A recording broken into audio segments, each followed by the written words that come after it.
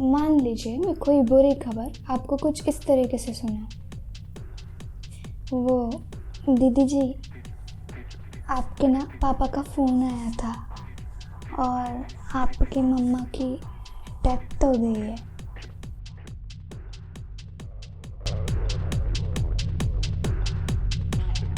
तो अगर आप समझ चुके हैं तो आज बहुचर्चित के ट्रेलर रिव्यू के प्रोग्राम में हम लोग रिव्यू करने वाले हैं बालाजी टेलीफिल्म्स की नई आने वाले फिल्म गुड बाय का।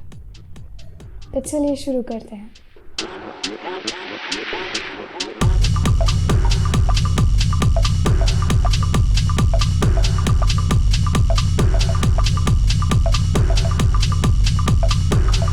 अगर हम लोग बात करें इसके डायरेक्शन और राइटिंग की तो ये किया है विकास जी ने, और जो कि मुझे काफ़ी ज़्यादा इम्प्रेसिव लगा क्योंकि ये स्टोरी जो इस ट्रेलर में दिखाई गई है वो एक अनटच ट्रुथ है हमारी सोसाइटी का, कि लोगों का थिंकिंग कैसे हो जाता है अगर बुरी खबर आती है। जो यूएस और आउटसाइड पढ़ने वाले लड़के होते हैं, बच्चे होते हैं, उन लोगों का उस समय साइकोलॉजी कैसा हो जाता है, घर में माहौल कैसा बनता है, इंडिया में जो डेथ प्रोसीजर्स है, जो सेरेमनीज़ है, उसके लिए क्या श्रद्धा अंधश्रद्धा है।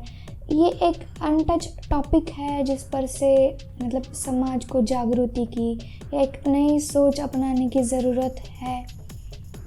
बच्चे जो अपने माँ बाप को बहुत ज़्यादा इग्नोर कर देते हैं, कभी कभी उन लोगों को मतलब हम लोगों को क्या लॉस हो रहा है वो भी नहीं पता होता है। वो इतने उस चीज़ को लेकर इग्नोरेंट हो चुके हैं या उससे दूर भागते हैं। इन सारी चीज़ों को एक कॉमेडी ड्रामा फिल्म के रूप में आपके सामने लाने का काम विकास जी ने बहुत अच्छे से किया है, ऐसा मुझे इस ट्रेलर को देखकर लगता है। अगर बात करें स्टार कास्ट की तो सबसे पहला नाम बॉलीवुड के भगवान सुपरस्टार अमिताभ बच्चन जी का लेना चाहूँगी।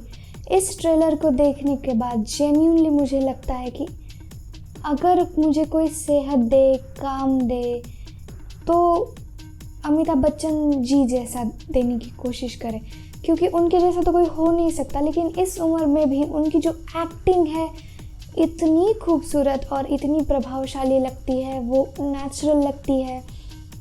ऐसा लगता है कि हाँ, वो कैरेक्टर से हम लोग कनेक्ट कर पा रहे हैं, और ये चीज़ इस ट्रेलर में भी देखने को मिलती है। मतलब कॉमेडी भी है, उनको उनकी बीवी जाने का दुख भी है, वो उनसे कन्वर्सेशन भी कर पा रहे हैं। उसमें ऐसा भी दिखाया जा रहा है कि अगर वो होती तो क्या बोलती, या फिर शायद उनका भूत है, पता नहीं। मतलब वो स्टोरी में देख के ऐसा लगता है कि नीना गुप्ता जी ने ये रोल निभाया हुआ है उनकी वाइफ का, जिनकी डेथ हो चुकी है। और उनका जो स्क्रीन में टाइमिंग दिखाया गया है कि वो अमिताभ जी से मरने के बाद उनकी डेड बॉडी के बाजू में बैठकर उनके फ़ोटो के बारे में बात करती हैं, तो हो सकता है कि ये एक इमेजिनरी चीज़ है कि वो होती तो ऐसा बोलती। और ऐसा भी लगता है कि शायद वो 12-15 दिन के लिए अपने आसपास रहने वाली बात है वो सच है, और वो किस तरीके से पूरे परिवार को एक साथ लाती है, शायद ऐसी कुछ स्टोरी हो सकती है। ऐसा फील दे देता है अमिताभ बच्चन की एक्टिंग और उनको रिएक्ट करना। अगर बात करें नीना गुप्ता जी की, तो वो खुद एक डेड बॉडी बनी हुई है, जो काफ़ी अच्छी डेड बॉडी है, और वो माँ भी है इन लोगों की, उनकी मीठी मीठी यादों में। या फिर जैसे मैंने कहा कि शायद से वो 12-15 दिनों के लिए भूत बन के भी घूमती है, या फिर वो होती तो क्या सोचती।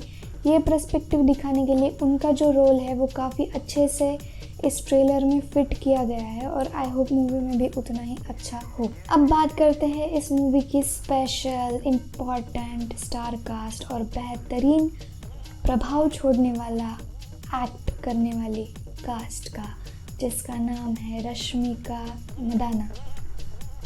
इन्होंने इस फिल्म में इतनी नेचुरल और एक अच्छे तरीके से एक्ट किया हुआ है जिससे वो वाकई में अमिताभ जी की बच्ची लगती है। वो उनके साथ में एक अच्छे से बहसबाजी करते हुए नज़र आती हैं, एक अच्छी बेटी जिसको माँ के इमोशंस के बारे में सही में केयर था।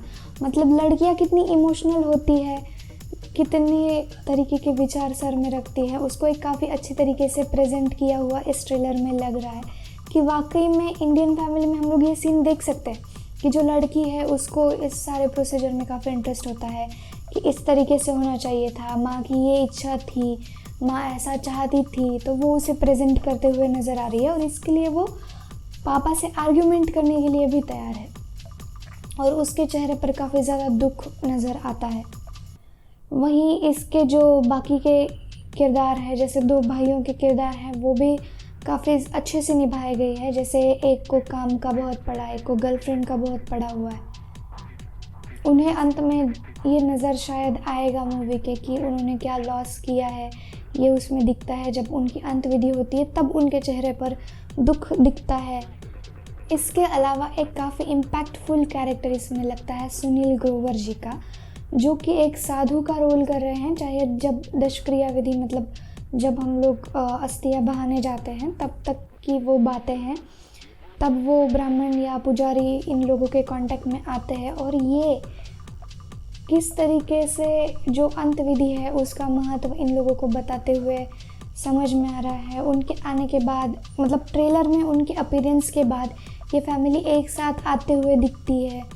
उनकी ओल्ड मेमोरीज़ को ही आप याद करेंगी। इस तरीके के उनके इम्पैक्टफुल डायलॉग्स भी इस मूवी में दिखाए गए हैं। तो स्टार कास्ट की बात करें तो ट्रेलर में ही ओवरऑल सब लोग इम्पैक्टफुल दिख रहे हैं।